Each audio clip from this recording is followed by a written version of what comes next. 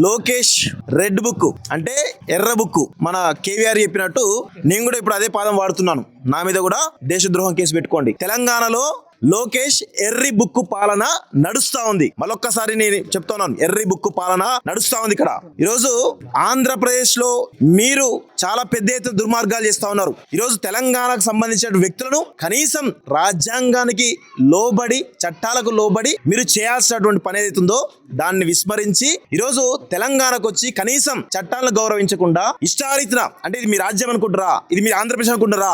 చంద్రబాబు నాయుడు, లోకేష్, పవన్ కళ్యాణ్ ఖబర్దార్. ఇది ఇక్కడ నడవై మీ చెల్లు మీ ఆంధ్రప్రదేశ్ నడుస్తాయి కావచ్చు, కానీ తెలంగాణ నడవై బిడ్డ గుర్తుపెట్టుకోండి. మీరు ఇట్లనే ఇంకా కొనసాగిస్తాం, తెలంగాణకు వచ్చి కూడా ఆజమాయిషి చేస్తామంటే తెలంగాణ తిరగబడితే బిడ్డ గుర్తుపెట్టుకోండి.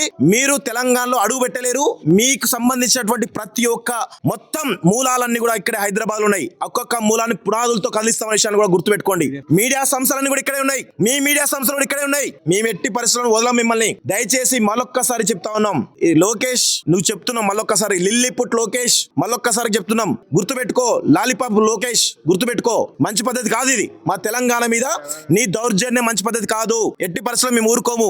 ఏమనుకుంటున్నారు మీరు? తెలంగాణకు వచ్చి తెలంగాణ మీ యాజమాయిషి ఏంటి నాకు అర్థం కాదు. తెలంగాణకు వచ్చి మీ యాజమాయిషి ఎట్లా చేస్తారు చట్టాలకు విరుద్ధంగా? ఇక్కడ విచిత్రమైన విషయం ఏంటంటే అసలు రేవంత్ రెడ్డి తెలంగాణ కోసం పనిచేస్తున్నాడా లేకపోతే ఎవరి కోసం పనిచేస్తున్నాడు?